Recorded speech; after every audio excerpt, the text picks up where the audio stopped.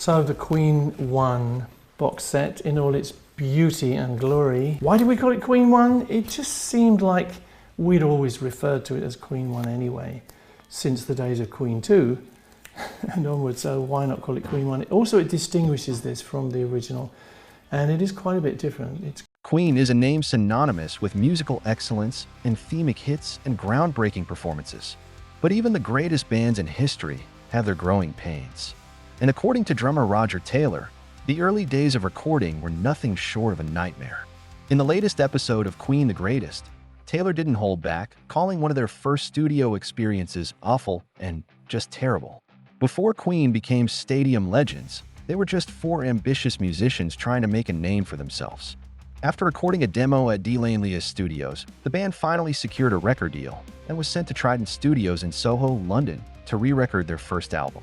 But for Roger Taylor, the excitement quickly turned into frustration.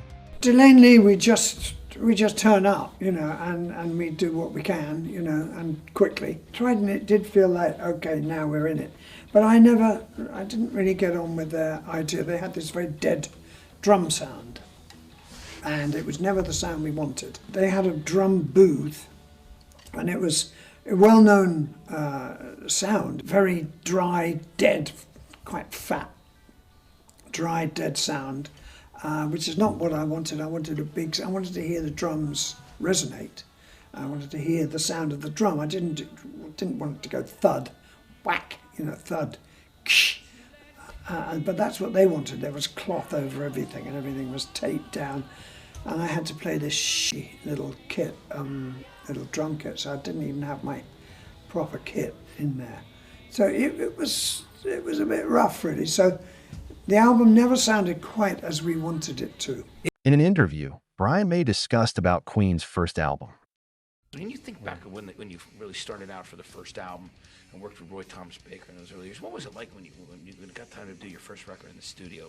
What was that like for you? Can you think, It was a mess, to be honest with you. Yeah. It's like you've waited all your life to do this, and then you get shoved in between people who are recording different bits of stuff, and just because they break for a cup of tea, you get 5 minutes in the studio. It was that kind of a deal, really. I mean, you probably think it was very glamorous, but it was actually very hard because we were sort of stuck on the end of a production company who were already busy with stuff. The Trident was it? Yeah. So it was a difficult situation. I mean, not entirely bad, I have to say, because we got to work with some of the greatest technicians of that time. They had a great stable of producers and engineers.